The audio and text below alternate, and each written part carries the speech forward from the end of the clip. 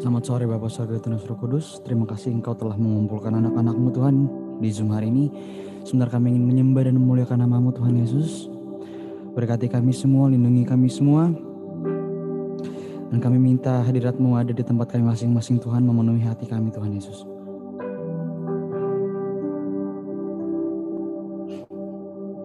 Kami mau tanggalkan semua beban pikiran kami Tuhan. Kami mau fokuskan hati kami, pikiran kami hanya kepada-Mu Tuhan Yesus. Bawa kami dalam hadirat-Mu Tuhan Yesus.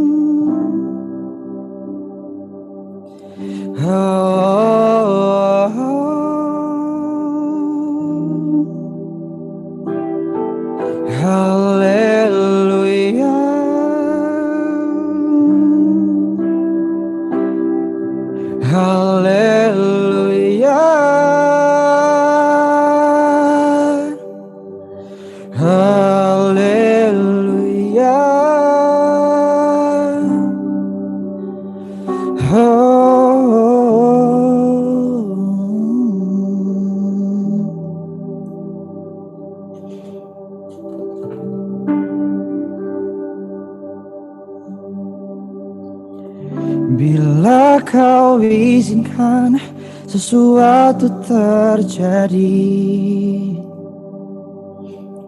ku percaya semua untuk kebaikan-Mu. Bila nanti telah tiba waktu-Mu, ku percaya kuasa-Mu memulihkan hidupku.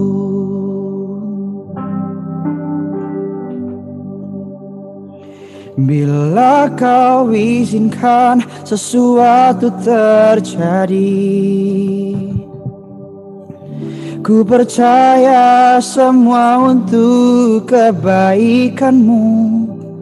Bila nanti telah tiba waktu-Mu, ku percaya kuasa-Mu memulihkan hidupku.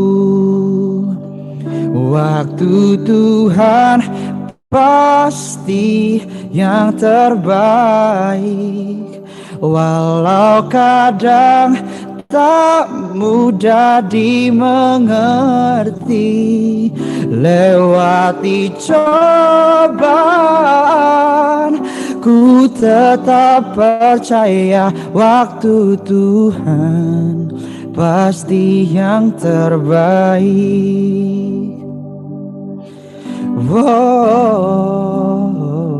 Bila Kau izinkan sesuatu terjadi, ku percaya semua untuk kebaikan-Mu. Bila nanti telah tiba waktu-Mu, ku percaya kuasa-Mu memulihkan hidupku. Waktu Tuhan pasti yang terbaik. Kadang tak mudah dimengerti.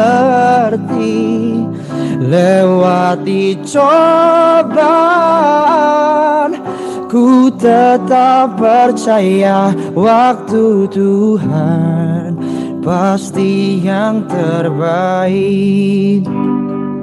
Waktu Tuhan pasti yang terbaik, walau kadang tak mudah dimengerti.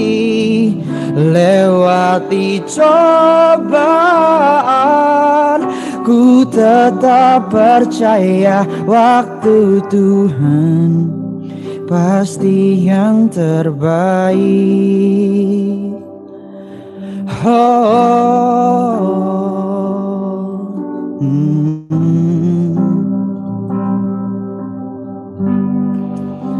Dan ku mau percaya Tuhan hanya pada waktumu, sebab waktumu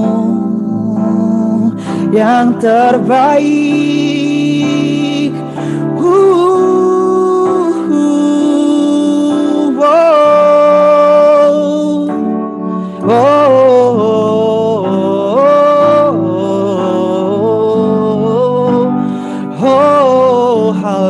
Haleluya, ku mau menyembahmu Tuhan, sebab hanya dirimu yang layak diagungkan.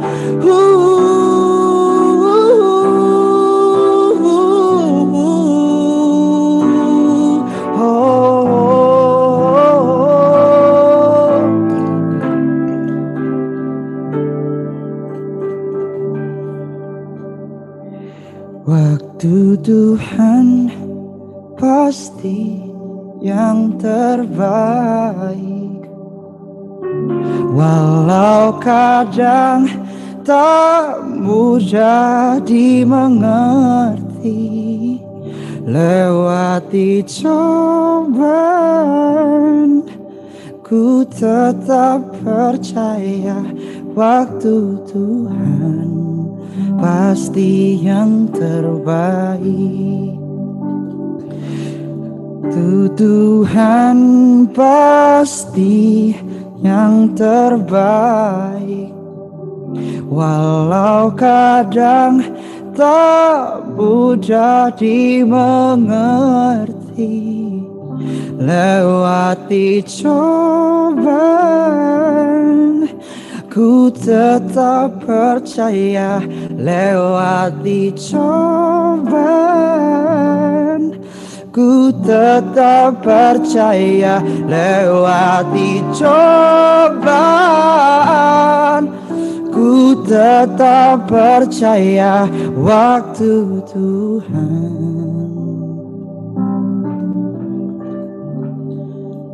pasti yang terbaik.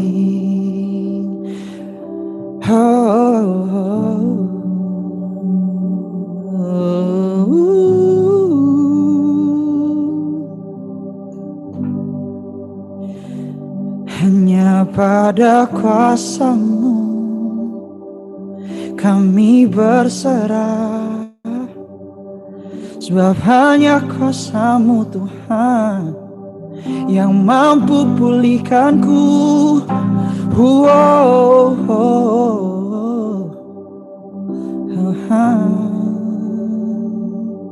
Yesus Kristus satu-satunya Tuhan.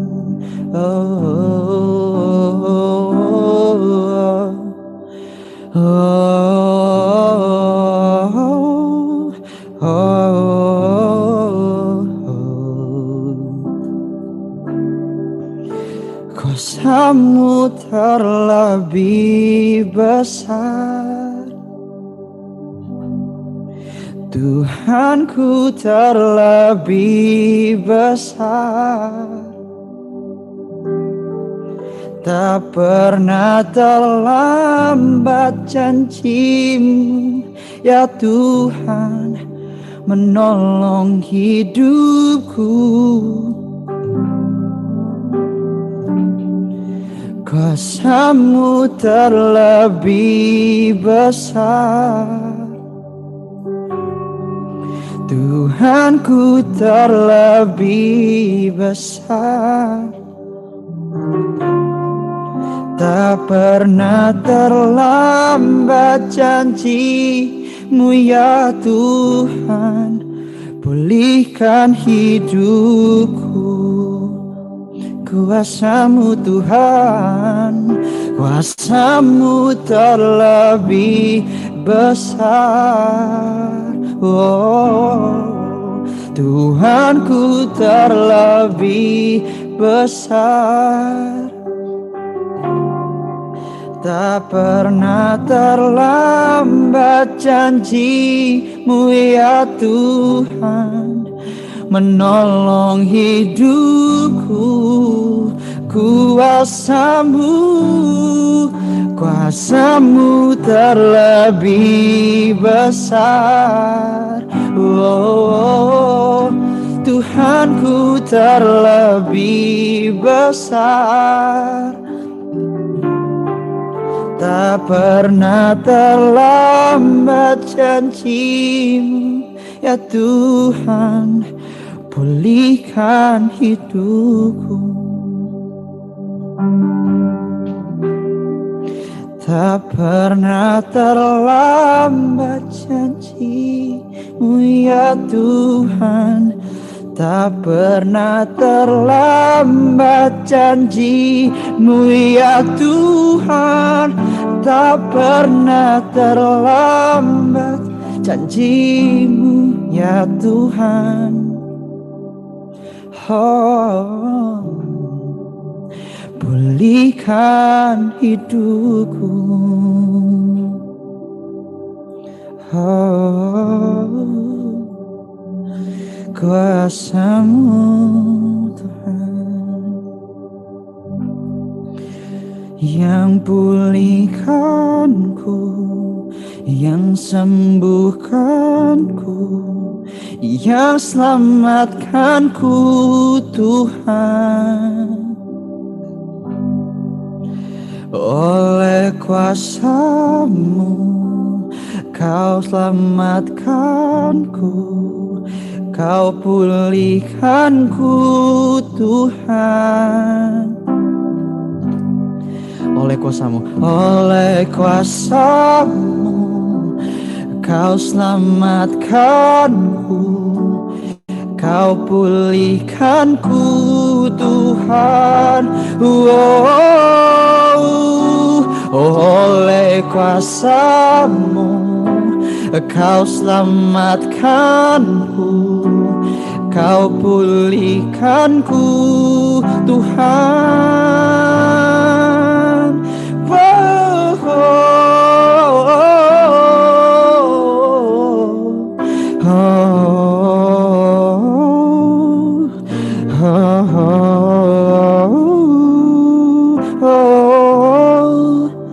Kuasamu terlebih besar, Tuhanku terlebih besar. Tak pernah terlambat janjimu, ya Tuhan, menolong hidupku. Kuasamu terlebih besar, Tuhanku terlebih besar. Oh, tak pernah terlambat janjimu, ya Tuhan, pulihkan hidupku. Tak pernah terlambat janjimu, ya Tuhan, pulihkan hidupku. Tak pernah terlambat janjimu, ya Tuhan,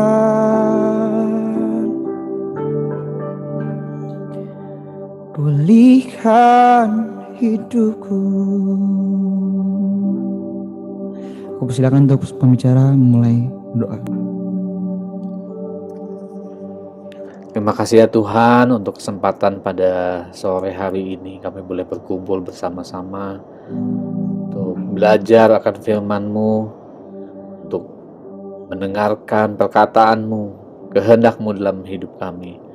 Biarlah kami seperti seorang murid menyiapkan hati kami, membawa hidup kami untuk kami diperlengkapi dengan yang baik di dalam rumah-Mu sekalipun secara online. Biarlah Tuhan terus yang bekerja di tengah-tengah kami ya Bapa. Kami bersyukur untuk penyertaan-Mu di dalam nama Tuhan Yesus kami berdoa. Haleluya. Amin.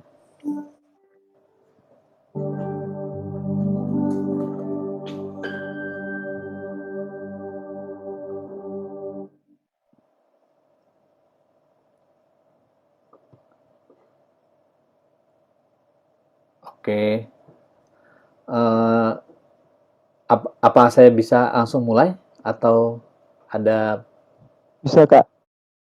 langsung mulai ya? Oke. Iya. Oke, selamat sore semua. Terima kasih untuk undangannya yang disampaikan oleh Teddy kepada saya. Untuk pertama kalinya saya melayani di Pouk Tomang. Pemuda Pouk Tomang ya, dibilangnya gitu ya? Iya Kak, betul Kak. Oke. Sebelum saya mulai, saya memperkenalkan diri dulu. Nama saya Joel, lengkapnya PDM Joel Dwi Satrio. Saya melayani di GBI Sungai Yordan, daerah Roksimas. Kebetulan di sini ada satu gereja sama Sesar, ya Sesar Jeremiah ini kami satu gereja. Saya dengan papa mamanya cukup kenal baik. Ya, selamat kenal, selamat sore. Nanti ini saya memperkenalkan diri supaya nanti kalau kalian ketemu saya, ya kita selesaikan baik-baik di meja makan ya. Sampai ke meja makan, ya ketemu di mall, ketemu di restoran, kita selesaikan sampai kasir, ya. Thank you sekali lagi untuk undangannya. Saya happy, saya sukacita bisa ketemu dengan teman-teman di sini. Di sini siapa yang masih sekolah? Ada nggak? Nggak ada ya? Oke, kalau nggak ada berarti... Maria Kak, Maria masih sekolah. Oh, Maria masih sekolah. Oke, cuma Maria doang ya berarti ya? Oke, nggak apa-apa. Yang lain berarti saya anggap udah lulus sekolah gitu ya. Udah ada yang kuliah, mungkin juga ada yang udah mulai bekerja. Ya, apapun itu, kita adalah anak-anak Tuhan yang dipanggil oleh Tuhan ya. Saya ingat dulu waktu pertama kali saya mengenal Tuhan juga seusia kalian, seusia Maria. Ya, saya kenal Tuhan. Saya orang Kristen dari dulu ya, cuma ya gitulah, bandel-bandel, anak muda nggak bertobat gitu ya. Waktu SMA, SMP ya tepatnya, wah itu saya bandel banget tuh. Saya hampir tidak pernah upacara di kelas saya, SMP dan SMA. Itu kalau upacara saya pindah barisan pasti ke kelas lain. Makanya teman saya jadi banyak, saya jadi kenal. Saya kebetulan bersekolah di salah satu SMP dan SMA negeri di Jakarta Selatan, daerah Blok M. Ya, sampai sekarang kita ada dalam hubungan yang baik dengan sesama alumni. Ketika saya kelas 1 SMA, saya sama sekali nggak pernah ikut persekutuan doa di sekolah. Padahal tiap Jumat ada ibadah tuh.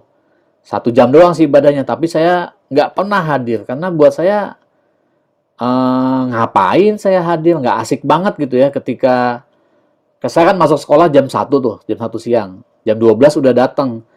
Saya datang itu jam 10 nyampe sekolah, ngumpul sama teman-teman yang lain, ya ketawa ketiwi, gaul lah ya, istilahnya di Blok M gitu. Ngapain ibadah gitu ya, nggak asik banget. Tapi ketika saya naik kelas 2, ada dalam sebuah acara kegiatan retreat, saya di situ menerima Yesus sebagai Tuhan dan Juru Selamat pribadi.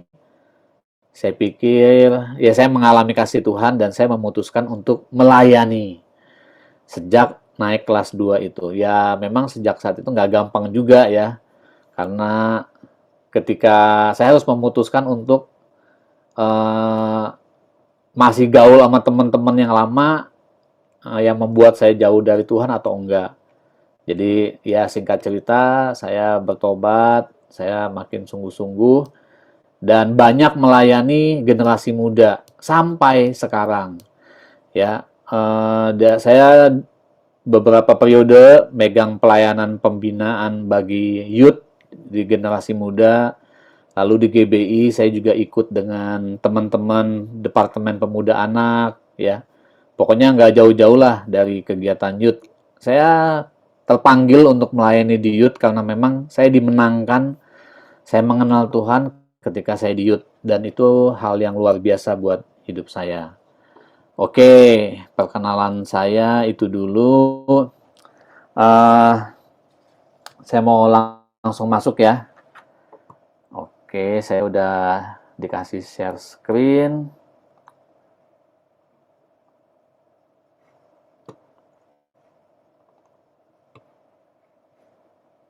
Oke, ya,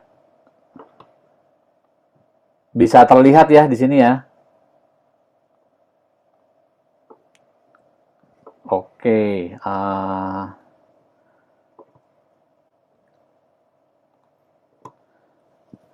saya dapat tema dari Teddy adalah tentang kebutuhan utama pelayanan anak muda. Bagaimana mempersiapkan generasi muda.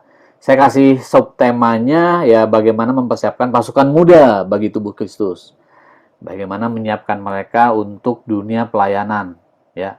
Saya akan coba sampaikan ini dengan singkat. Ini lebih kepada sharing ya, lebih kepada sharing, bukan materi khotbah atau gimana. Jadi kalian boleh menyiapkan pertanyaan nanti di akhir ketika saya udah menyelesaikan, kita boleh ngobrol sebentar. Kalau ada yang mau ditanyakan silahkan, ya. Saya dengan senang hati akan mencoba menjawab, ya. Oke, kita mau baca dulu ini. Boleh kita baca sama-sama di Alkitab kalian masing-masing, yaitu di 2 Timotius 3 ayat 1 sampai dengan ayat 4. Ya, ini saya udah buat beberapa poin, tapi saya rindu kita baca sama-sama ya. Ya, mari kita baca sama-sama 2 Timotius 3 ayat 1 sampai 4. Ketahuilah bahwa pada hari-hari terakhir akan datang masa yang sukar. Manusia akan mencintai dirinya sendiri dan akan menjadi hamba uang. Mereka akan membual dan menyombongkan diri. Mereka akan menjadi pemfitnah. Mereka akan berontak terhadap orang tua dan tidak tahu berterima kasih, tidak mempedulikan agama, tidak tahu mengasihi, tidak mau berdamai, suka menjelekkan orang, tidak dapat mengekang diri, garang, tidak suka yang baik, suka berkhianat, tidak berpikir panjang, berlagak tahu, lebih menuruti hawa nafsu daripada menuruti Allah. Ya. Secara lahiriah mereka menjalankan ibadah mereka, tetapi pada hakikatnya mereka memungkiri kekuatannya. Jauhilah mereka itu. Ya, oke. Di sini kita tahu semua dari ayat-ayat ini tentang Paulus sudah menuliskan tentang manusia di akhir zaman. Ya, manusia di akhir zaman, bagaimana manusia di akhir zaman cinta akan uang, menjadi hamba uang, berontak, tidak tahu mengasihi, ya. Saya tertarik, saya mau stop share dulu. Oke. Saya mau sambil ngeliat wajah kalian. Saya tertarik dengan binomo. Ya, bahas binomo nih, ngapain nih, ya. Binomo adalah salah satu fenomena mungkin ya. Bagaimana Crazy Rich yang ternyata memakai pendapatan mereka untuk menjebak member baru, dan itu merupakan suatu kejahatan yang terselubung. Dulu waktu saya pertama kali ngelihat iklan binomo di TV ya, saya lupa lihat iklan di Metro TV atau di mana gitu ya. Itu saya tertarik loh. Saya nggak tahu teman-teman ya. Saya tertarik dengan melihat, keren ya anak muda. Dia bilang, wah saya bisa mencapai impian saya dengan waktu yang singkat. Dapat uang segini. Begitu saya trading lagi, wah saya dapat lagi. Itu sangat-sangat menarik. Apalagi ketika ada teman-teman saya juga di sosmed mulai memamerkan trading mereka, hasil trading mereka ya. Ada tuh yang lilin-lilin gitu ya, yang bar atau grafik itu, saya nggak tahu namanya ya, kalau saya nggak main. Tapi ada tuh keuntungannya, $200, makin lama $400, makin gede lagi. Tapi saya ngelihat, dan puji Tuhan saya nggak punya uang ya untuk hal-hal kayak gitu, jadi saya nggak ikutan ya.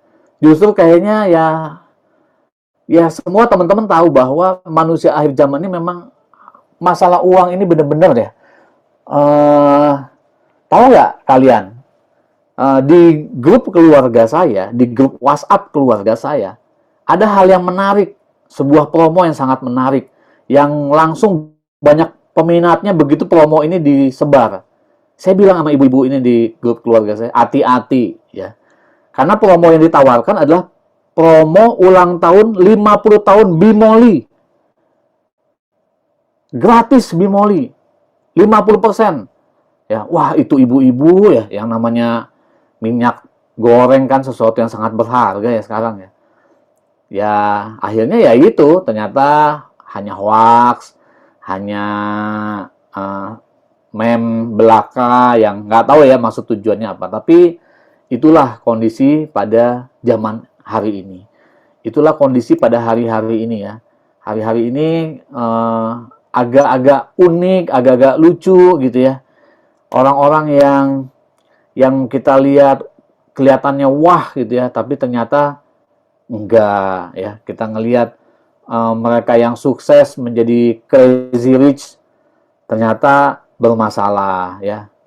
Ya, saya harap kalian semua menjadi crazy rich tapi dengan cara yang benar ya, dengan tidak bermasalah. Ya, karena itulah yang memang udah dibilang oleh Paulus beribu tahun yang lalu ya, sekitar 2000 tahun yang lalu bahwa kondisi manusia akhir zaman yang kita hadapi sekarang ini ya seperti itu. Mencintai diri sendiri dan lain-lain, mencintai uang, memfitnah, tidak tahu terima kasih ya. Ya, itulah kira-kira ya. Tapi uniknya kita semua ada dalam satu wadah. Kita semua, teman-teman di sini semua, ada Vindi, ada Cesar, Eriko, dan lain-lain adalah orang-orang yang ada dalam wadah pemuda Pouk Tomang. Suatu wadah di mana kalian dibentuk, dididik untuk belajar sama-sama melayani. Ya, melayani. Saya pikir dulu ya waktu saya awal-awal ikut Tuhan gitu ya. Wah enak ya, bisa maju ke depan, maju ke panggung, pegang mikrofon. Wah, jadi singer. Bisa tugas mainin OHP dulu ya. Kalian tahu OHP nggak ya? Zaman saya tuh OHP tuh, zaman kalian udah nggak ada kali ya. Jadi saya ya pakai plastik Pak, pakai plastik. Iya, gitu. betul, pakai plastik. Pakai plastik diputar-putar layarnya, lampunya nyorot ke tembok ya. Itu pelayanan saya dulu tuh OHP tuh, tulis-tulis gitu ya. Nyari lagu, ganti lagu, ganti lagu, pakai selembaran yang lain. Saya pikir enak ya pelayanan. Lama-lama saya menemukan masalah dalam pelayanan. Ketidakcocokan, masalah ketidakharmonisan, beda pendapat. Tapi masalahnya ini pelayanan. Kalau di kelas, ya di kelas ribut aja ya, berantem aja. Cuma kalau sebagai orang Kristen kan kita nggak bisa kayak gitu. Ya kita mesti sabar, rendah hati. Inilah uniknya dalam dunia pelayanan yang belum tentu kita pada saat itu siap dalam dunia pelayanan. Pelayanan itu pasti tidak akan mulus-mulus amat ya. Tidak akan penuh dengan selalu sukacita, dengan ketawa ketiwi ya. Pasti banyak pengorbanan ya. Pelayanan itu kalau bukan pengorbanan ya bukan sedang pelayanan ya. Kita pengorbanan dengan waktu, tenaga, uang, dan kadang-kadang apa? Perasaan ya. Yang senyum mungkin udah pernah mengalami hal itu ya. Nah, tapi itulah uniknya kita. Tuhan memang suka dengan proses ya. Ingat kalimat ini baik-baik ya. Tuhan tuh tahu bagaimana endingnya hidup kita. Tapi Tuhan suka dengan proses yang kita hadapi. Sehingga kalau kita ngalamin proses, ya memang kadang-kadang perlu ngelus dada gitu ya. Aduh, tapi maju terus ya, maju terus. Karena kita memang dipanggil untuk hal seperti itu. Ya, oke, saya lanjut lagi.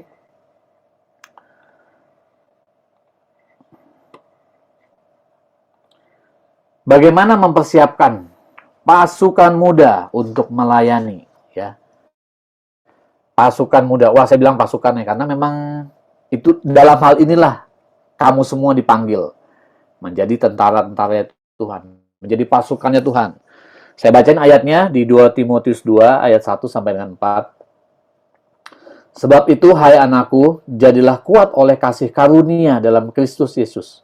Apa yang telah engkau dengar daripadaku di depan banyak saksi, percayakanlah itu kepada orang-orang yang dapat dipercayai, yang juga cakap mengajar orang lain. Ikutlah menderita sebagai seorang prajurit yang baik dari Kristus Yesus. Seorang prajurit yang sedang berjuang tidak memusingkan dirinya dengan soal-soal penghidupannya, supaya dengan demikian ia berkenan kepada komandannya.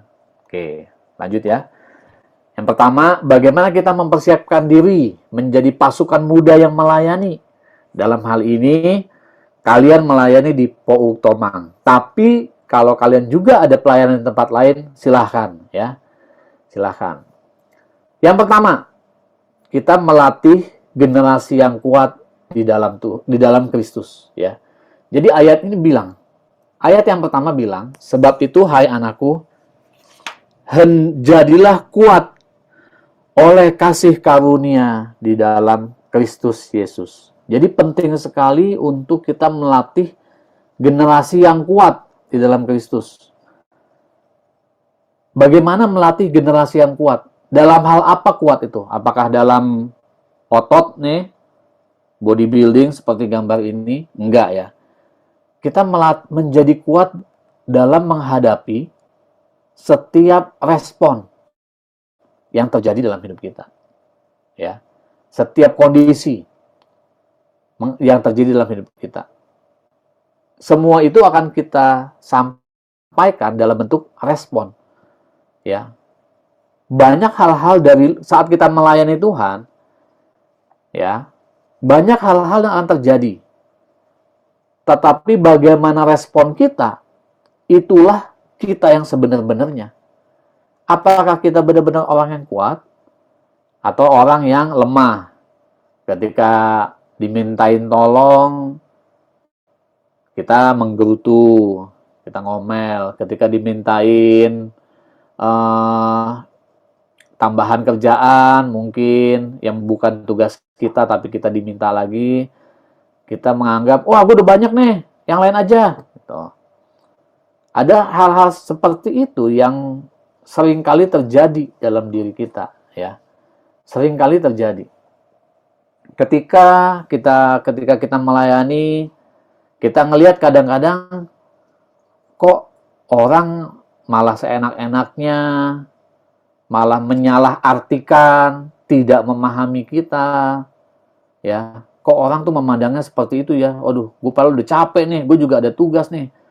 Tapi satu hal yang saya bisa pastikan, hal-hal seperti itu seringkali, bukan jarang ya, seringkali diizinkan oleh Tuhan terjadi dalam hidup kita. Seringkali. Sehingga karena sering, harusnya kita menjadi sadar. Wah, ini kalau sampai diizinkan Tuhan terjadi, maksudnya apa ya?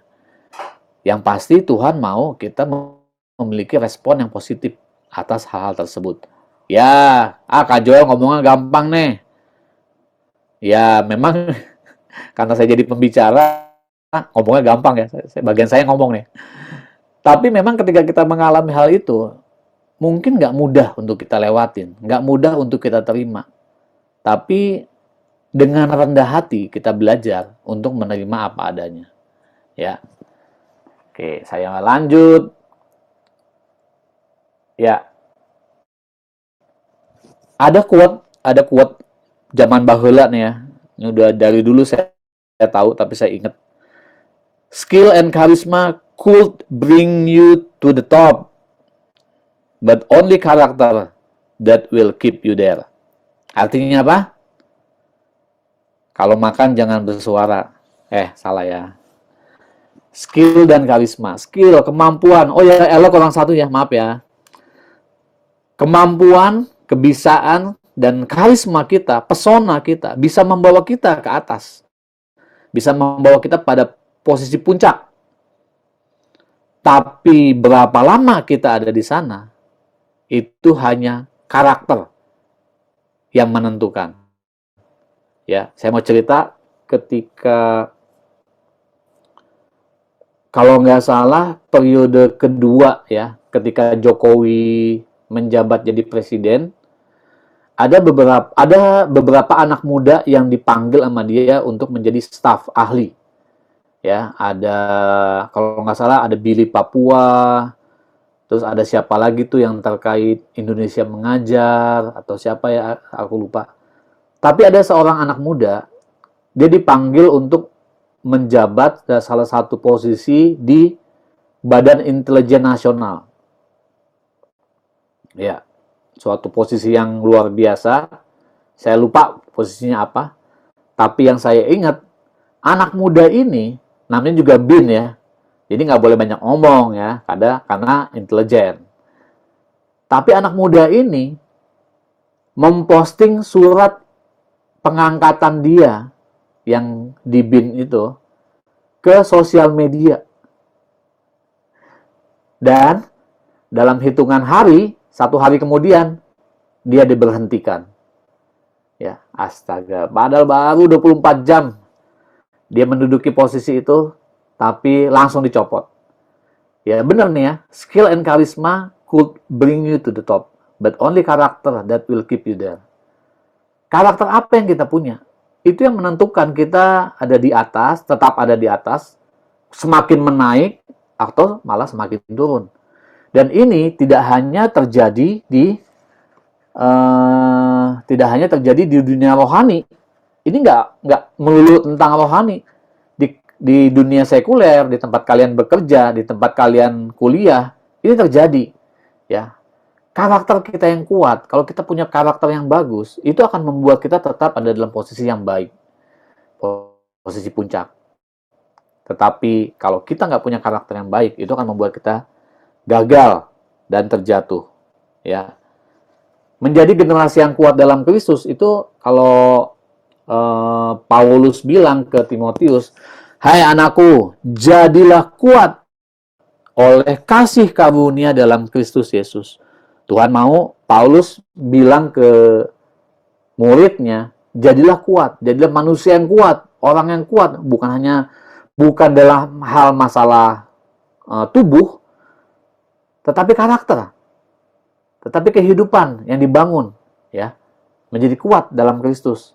Ya, kita nggak tergoda untuk korupsi, ketika ada tawaran, kita nggak tergoda untuk melakukan hal-hal yang dilarang, termasuk ya kita nggak tergoda untuk nyogok polisi, ya. Ketika kita salah, ya akuilah bahwa kita salah dan kita ditilang. Itu hal yang gampang sebenarnya. Termasuk ketika kita ya ikutan dalam sebuah korupsi atau hal-hal seperti itu yang terjadi di sekeliling kita. Itulah yang menentukan sebetulnya kita ini orang yang kuat atau enggak. Tentu saja kalau kita belum kuat, kita harus semakin memperkuat diri di dalam Kristus ya. Jadi yang pertama, bagaimana kita mempersiapkan diri untuk menjadi anak muda? Yang pertama ya tentu saja kita menjadi orang yang kuat ya dalam Tuhan. Yang kedua, bentar ya.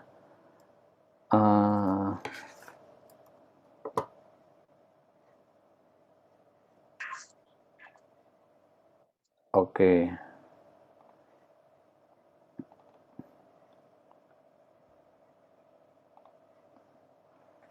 Yang kedua, bagaimana mempersiapkan pasukan muda yang giat dalam melayani, kita bagus excellent dalam melayani, kita menjadi generasi yang memuridkan. Ya, kita lihat ayat yang kedua. Saya boleh minta tolong dibacain salah seorang di sini yang baca.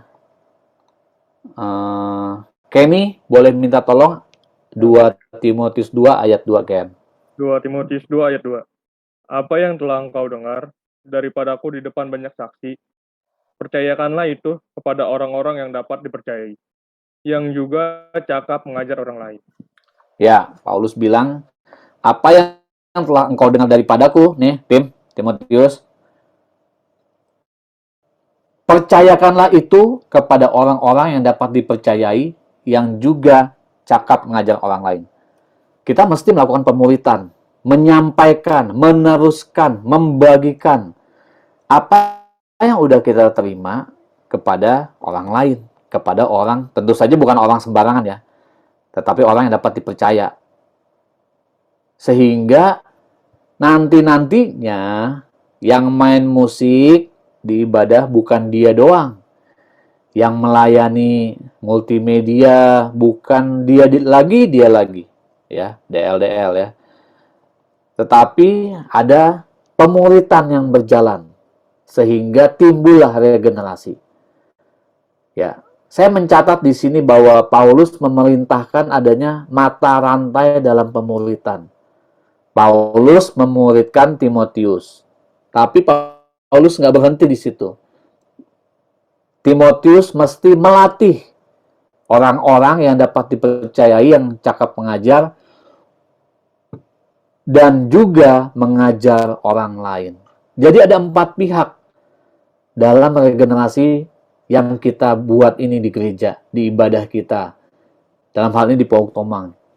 Yaitu adanya pemuritan. Kita punya skill, kemampuan, nggak cukup kita simpan aja, tapi kita mesti bagikan bersama-sama ke teman-teman kita, rekan-rekan kita. Saya percaya kalian yang punya skill, ya, pasti juga belajar dari pihak lain. Ya. Kalaupun ada yang otodidak, mungkin sedikit ya.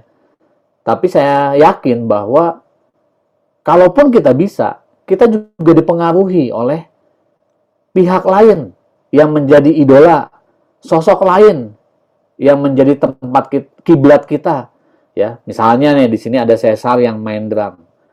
Saya percaya ada orang-orang yang selama ini menginspirasi Cesar untuk tekun dalam bidang drum. Dan banyak dalam hal-hal lain demikian pula. Ya, dalam hal marketing, dalam hal kita menganalisa sebuah bisnis, ada skill yang kita miliki yang mungkin kita juga dapatkan dari orang lain. Ya, nah ini pun perlu terjadi dalam lingkungan kita di gereja. Kita perlu membagikan apa yang Tuhan sudah percayakan pada kita. Dan tentu saja ketika hal ini berjalan, maka hal yang ini adalah hal yang baik, ya, karena ada latihan, ada training yang dibagikan kepada rekan-rekan kita, ya.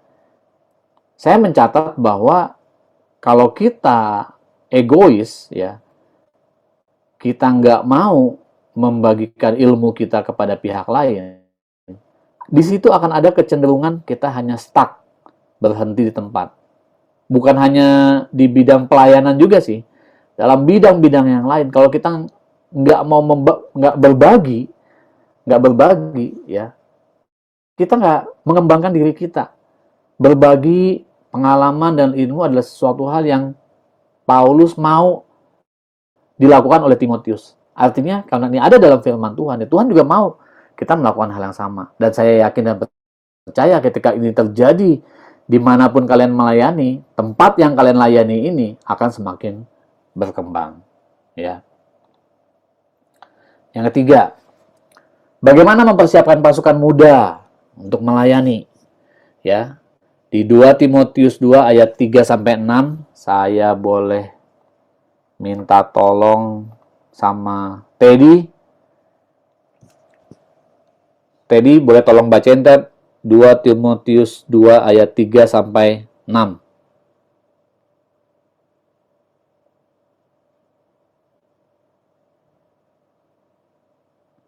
Ini yang Pouk Tomang official Teddy kan ya? Bukan ya? Teddy kan? Bukan Pak, saya Freddy Pak. Oh, Freddy. Oke. Freddy, Pouk Tomang official boleh minta tolong 2 Timotius 2 ayat 3-6. Ayat 3-6. Ikutlah menderita sebagai seorang prajurit yang baik dari Kristus Yesus. Seorang prajurit yang sedang berjuang tidak memusingkan dirinya dengan soal-soal penghidupannya, supaya dengan demikian ia berkenan kepada komandannya. Seorang olahragawan hanya dapat memperoleh mahkota sebagai juara apabila ia bertanding menurut peraturan-peraturan olahraga.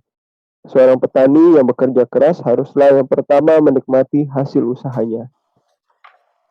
Amin. Thank you ya. Sama-sama. Oke. Ada tiga hal di sini yang dicontohkan oleh Paulus. Jadi Paulus ini menggambarkan, mendeskripsikan tiga sosok ya lewat dalam suratnya dia kepada Timotius. Dia bilang di ayat 3, ikutlah menderita sebagai seorang prajurit yang baik dari Kristus Yesus.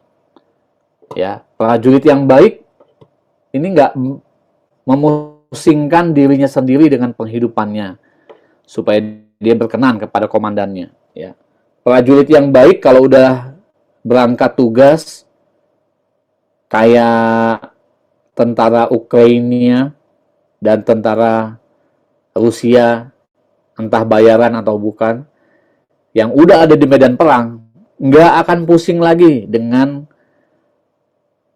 sapinya yang ada di rumah, hewan peliharaannya, ya, nggak akan pusing lagi. Mereka akan fokus untuk submit kepada komandannya. Mereka siap menerima perintah komandan, ya. Dalam hal ini, kalau di tempat kalian gimana? Tunduk pada gembala, siap sedia kepada para leader, dimintain tolong, yo pemuda Pouk Tomang minta tolong ini dong, bikin ini, siap laksanakan. Nah itu hal-hal yang terjadi yang mestinya kita kembangkan. Kita menjadi generasi yang melayani dan siap menderita dalam Kristus. Menderita artinya bukan menderita sengsara lalu mati di salib ya, enggak ya, beda nih ya. Yang kedua adalah olahragawan, meraih mahkota juara saat bertanding menurut aturan. Jadi ya mahkota juara yang dimenangkan oleh olahragawan hanya bisa didapat ketika dia ngikutin aturan yang ada, ya, ngikutin permainan yang ada, ngikutin ketentuan yang ada. Karena ketentuan yang ada juga, akhirnya Jonathan Christie pulang dari German Open ya 2 hari yang lalu karena dia kena COVID, ya, nggak bisa lanjut deh. Ya hal-hal seperti itu yang memang terjadi ya. Bagaimana kita melayani, kita harus siap punya hati yang melayani dan siap menderita. Sekali lagi saya mau ingetin sama teman-teman di sini, melayani itu nggak selalu happy-happy. Memang banyak happy-nya ya, cuma nggak selamanya melayani itu akan mulus-mulus. Ada waktu dan ada posisi di mana kalian mungkin disalahartikan atas hal baik yang kalian kerjakan, tapi disalahartikan oleh pihak lain. Ya, udah hal yang biasa. Ya. Yang terakhir adalah tentang petani.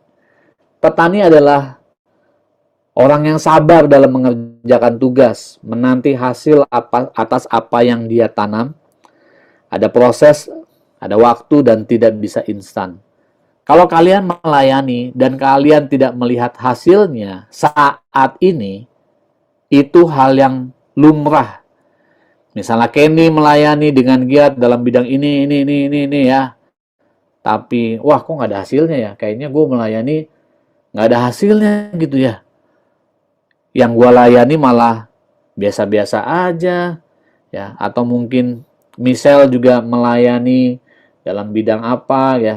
Wah, misalnya Michelle jadi singer nggak? Atau jadi WL nggak? Ya.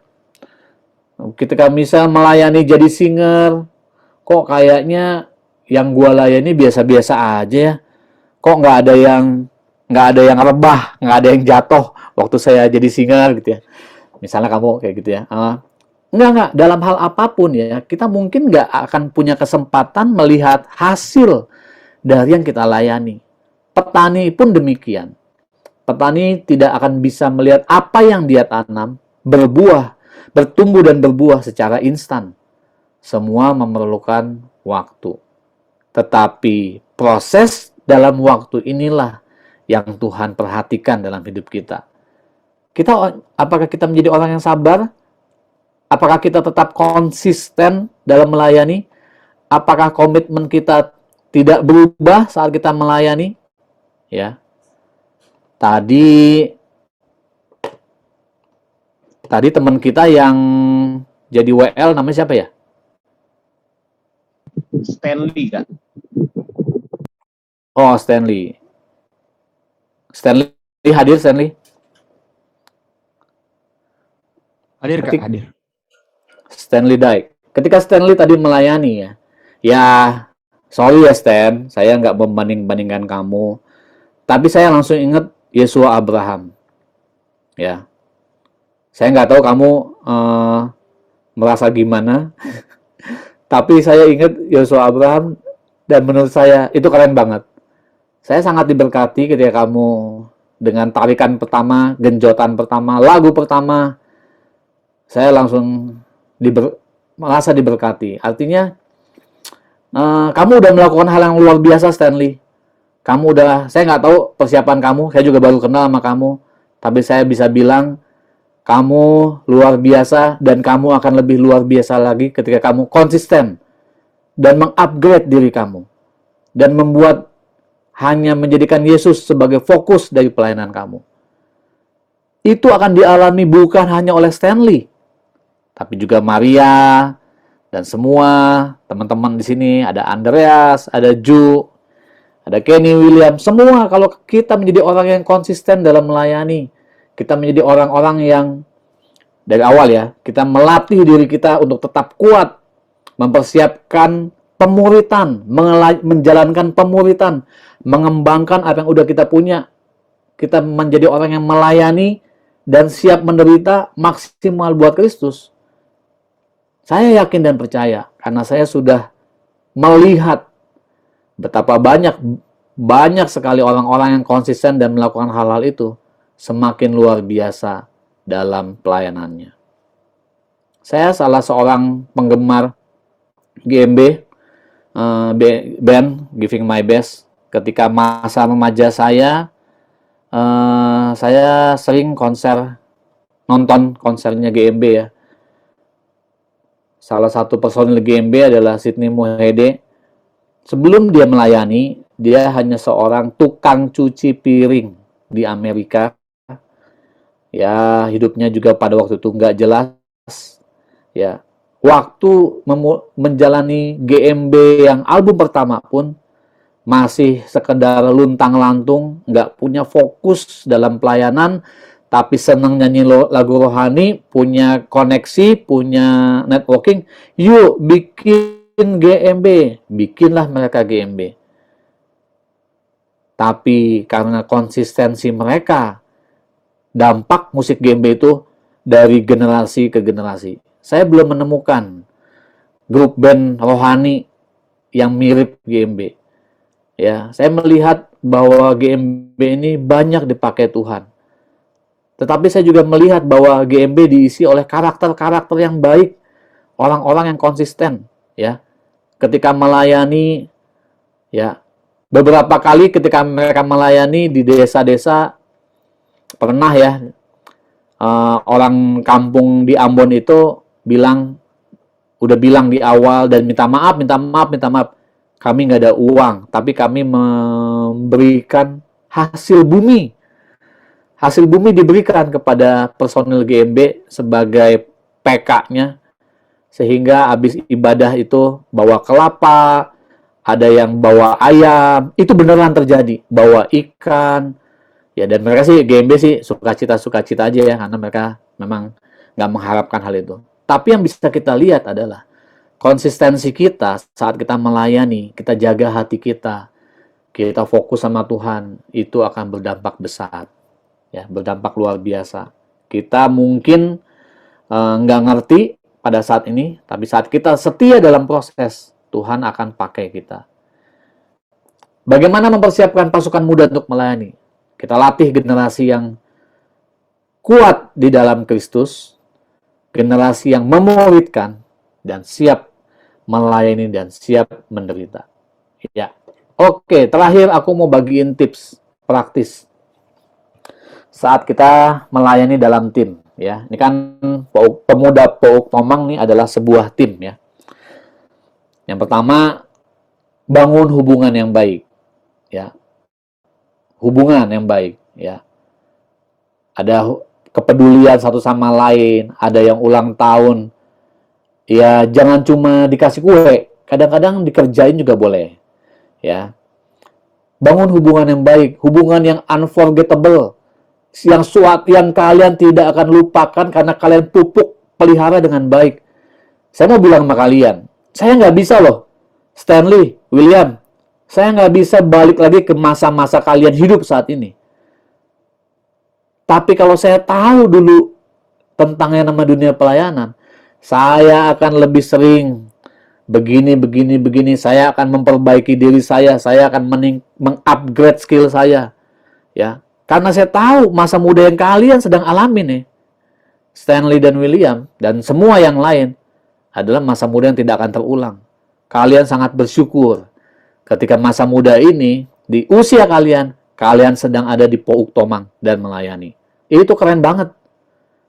Banyak sekali anak muda yang gak punya kesempatan seperti ini, ya. Karena itu bangun hubungan yang baik, ya, hubungan yang baik.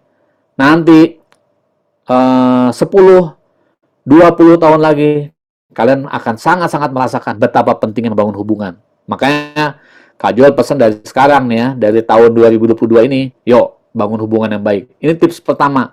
Yang kedua, saling menginspirasi. Isi hidup kita dengan hal-hal yang baik, yang positif, untuk menginspirasi orang lain. Saling memberkati. Apa yang kalian bisa? Kalian orangnya peduli nggak? Kalau kalian peduli, makin peduli. Kalau kalian punya skill, tingkatkan skillnya. Ya, sekarang banyak sekali cara meningkatkan skill. Yang ketiga, maju bersama-sama. Sekalipun kalau gagal juga bersama-sama. Artinya, milikilah kebanggaan. Kalau ada teman kita yang maju, sukses, bangga sama dia. Tapi kalau ada teman kita yang gagal, ikut prihatin sama dia. Kebersamaan itu jauh lebih penting ketimbang kesuksesan secara pribadi. Ya, kalau kalian kerja keras, fokus, sukses itu nggak usah Kristen juga pasti sukses. Pasti bisa. Tapi yang namanya dalam Kristus, kalau kalian bisa maju bersama-sama, itu keren banget. Yang terakhir, brother's keeper. Istilah ini ada dalam hubungan Kain dan Habel. Brother's keeper. Am I my brother's keeper? Kata Kain ke Tuhan waktu ditanya, mana saudaramu Habil? Kata Kain, am I my brother's keeper? Emangnya gue penjaga saudara gue? Karena Kain baru saja membunuh Habil. Jadilah brothers keeper. Orang yang saling menjaga. Yang cewek, yang cowok. Kita jaga sama-sama lingkungan kita, pemuda Pouk Tomang. Karena kita tahu, kalau kita saling menjaga, maju bersama-sama, saling menginspirasi, kita bangun hubungan yang baik. Kesuksesan itu adalah sebuah keniscayaan. Keberhasilan adalah sebuah keniscayaan. Nggak mungkin berkat Tuhan tidak diturunkan untuk orang-orang yang setia seperti kalian.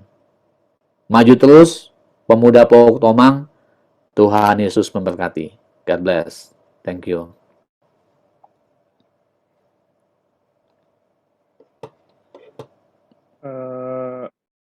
Sekarang dibuka sesi tanya jawabnya. Yang mau bertanya silakan. Dimulai dari William, mungkin ada. Belum ada, Ken. Ya. Juan.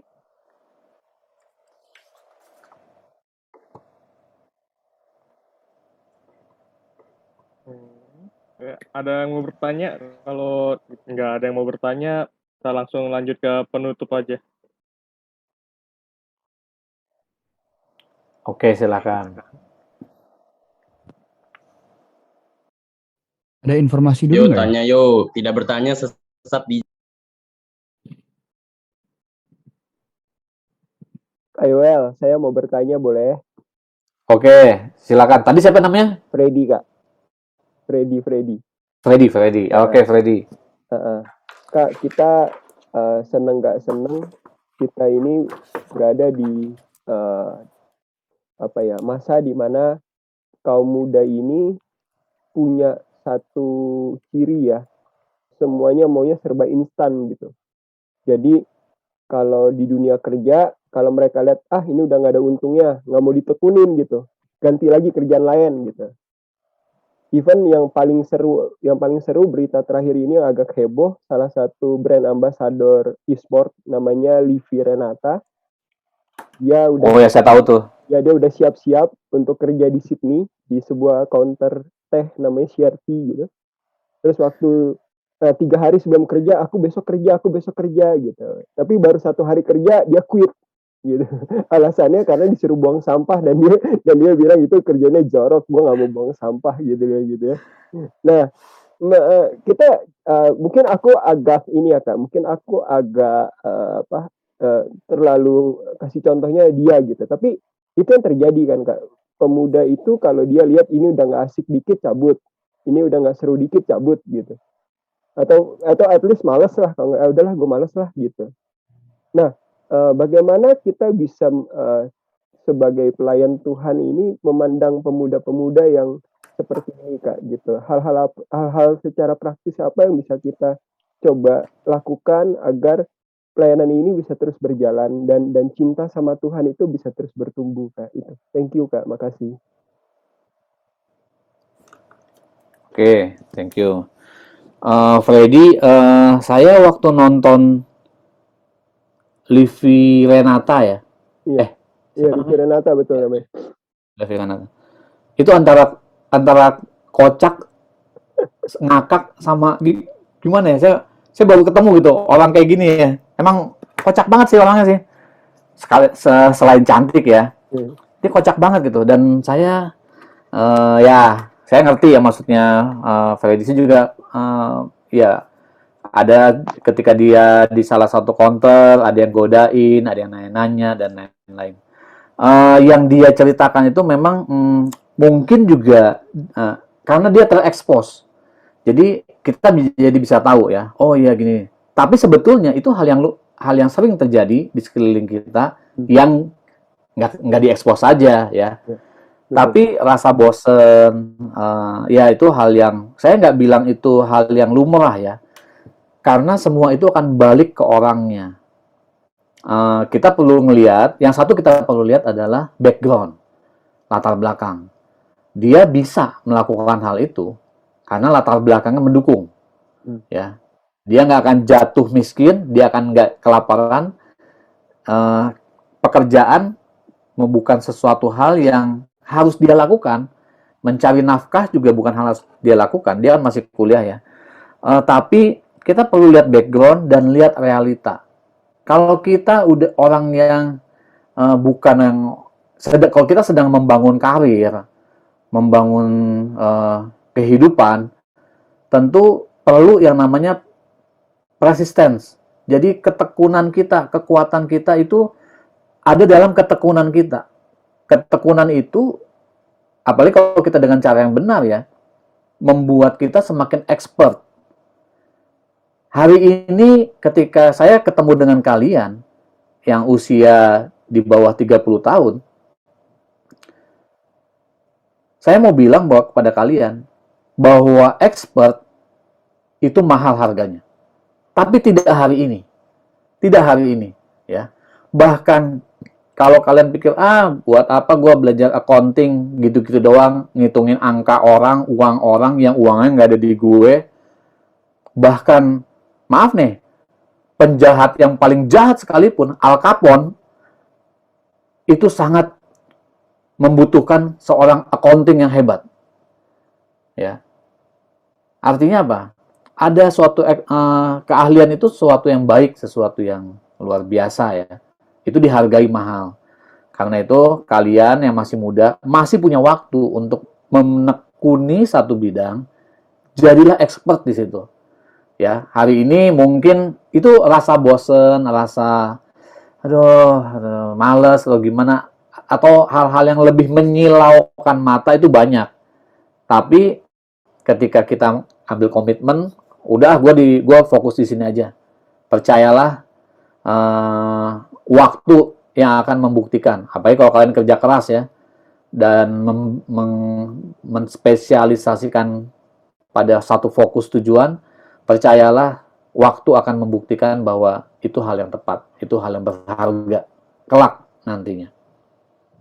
Kira-kira gitu, Freddy. Oke Kak, thank you Kak. Makasih ya Kak. Oke.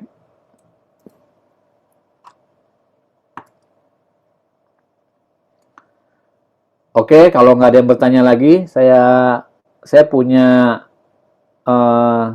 sebuah mimpi ya. Sebuah mimpi,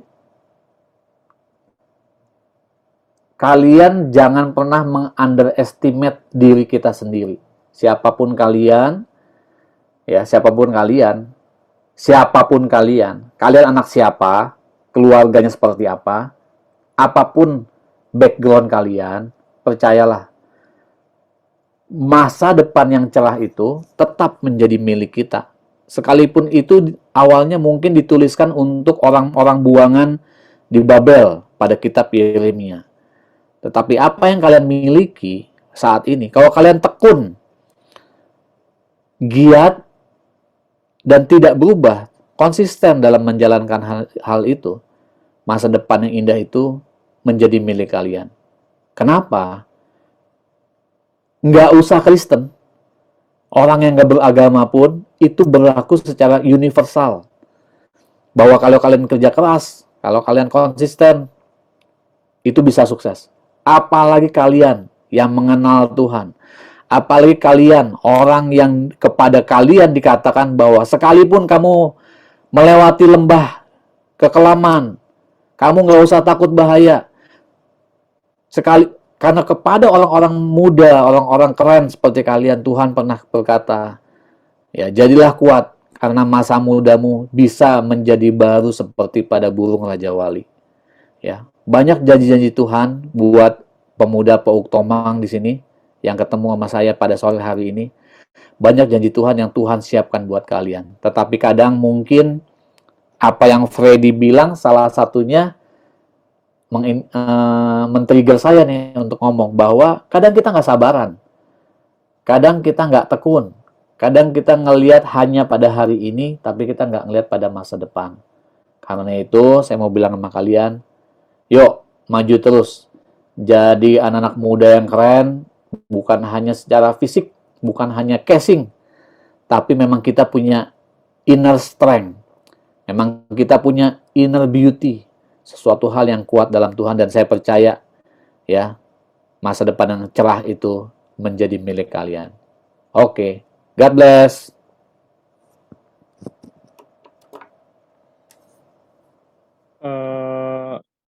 Thank you Kak Joel atas firman Tuhannya. Sekarang kita langsung lanjut ke penutup aja ya. Ya, saya ini udah langsung boleh lagu ke penutup. Warsa dulu sebentar. Silakan William. Ya, selamat sore semuanya, shalom. Ibadah pemuda untuk minggu depan masih tetap online seperti biasa di jam 3:30 sore via Zoom. Nah, nanti untuk bulan April itu akan kita pertimbangkan apakah akan onsite akan tetap di Zoom.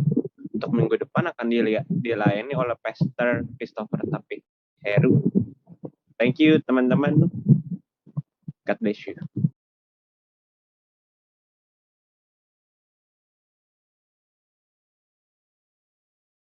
Yuk, silakan Stanley.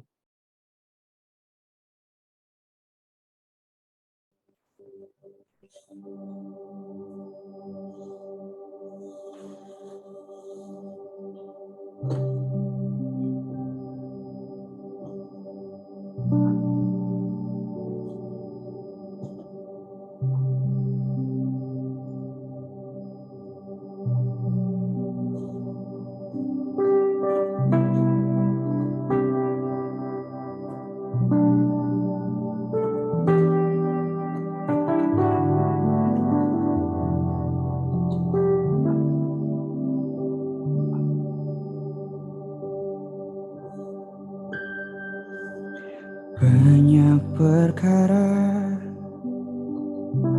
yang tak dapat ku mengerti,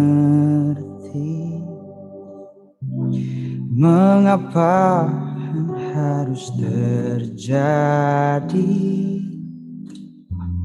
di dalam kehidupan ini. Satu perkara yang ku simpan dalam hati,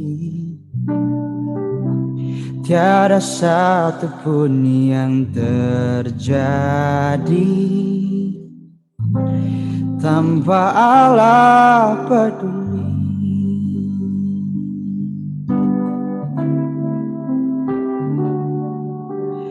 Allah mengerti, Allah peduli segala persoalan yang kita hadapi. Tak akan pernah dibiarkannya ku bergumul sendiri, sebab Allah mengerti.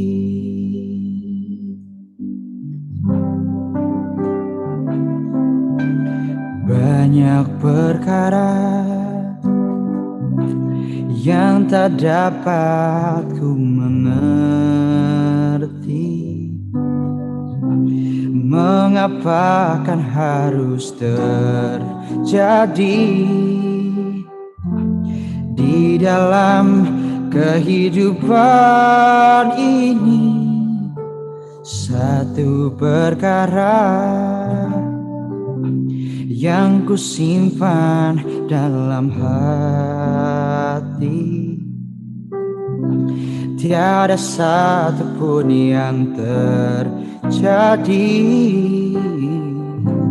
tanpa Allah peduli.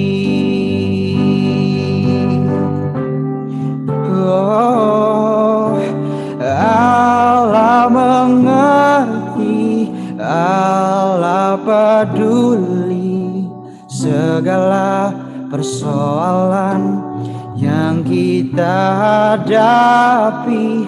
Tak akan pernah dibiarkannya ku bergumul sendiri, sebab Allah mengerti, Allah mengerti, Allah mengerti, Allah peduli segala persoalan yang kita hadapi. Tak akan pernah dibiarkannya ku bergumul sendiri, sebab Allah mengerti, sebab Allah mengerti, sebab Allah mengerti.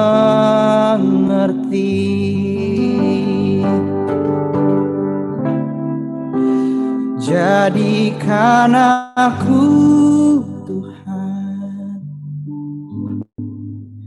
rumah doamu, agar semua suku bangsa dapat menyembahmu.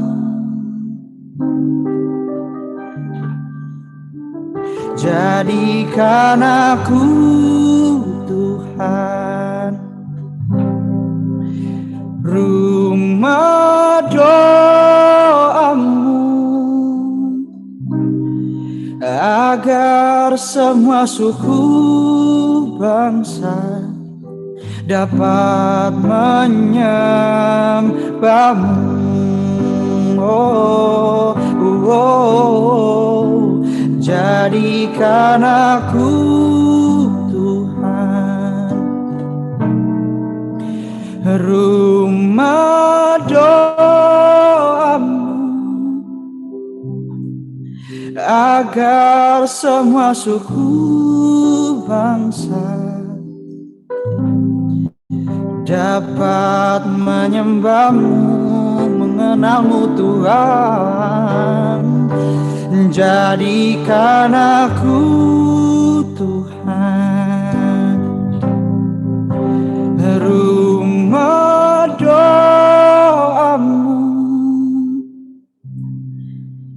agar semua suku bangsa dapat menyembahmu,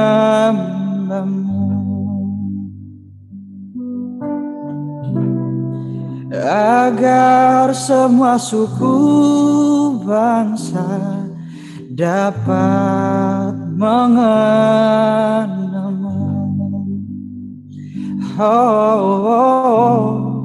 Agar semua suku bangsa dapat mencintaimu.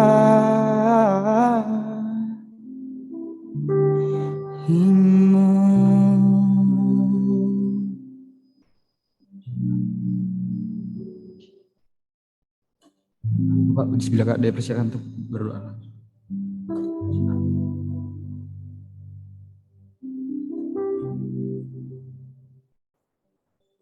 Doa syafaat dipimpin oleh Bapak Pendeta Joel. Doa syafaat ini sekalian doa tutup atau bagaimana ya? Doa tutup dan doa berkat. Sekalian doa tutup dan doa berkat. Ya, betul Pak. Ya. Oke, yuk mari kita berdoa. Terima kasih Bapak yang baik. Hari ini kalau kami belajar sesuatu mengenai lewat firman-Mu, bagaimana kami boleh semakin excellent, bagaimana kami boleh semakin kuat, semakin hidup sesuai dengan kehendak-Mu, memuridkan, kami melayani dengan lebih bergiat lagi. Biarlah Tuhan yang pakai kami semua. Karena kami rindu ya Bapa, di masa muda kami bukan hanya memberikan persembahan lewat uang, tetapi hidup kami bawa sebagai persembahan di hadapan-Mu. Aku berdoa pada sore hari ini bagi adik-adikku di tempat ini, ada Michelle, Stanley, Cesar, ada Freddy, William, Kenny, Andreas, Ju, Cecilia, Maria, Vindi, Eriko, dan Gilbert. Tuhan yang mengenal kedalaman hati kami. Aku berdoa biarlah Tuhan yang tolong adik-adikku, beri mereka kekuatan, beri mereka konsistensi untuk melayani, sukacita, damai sejahtera, sehingga saat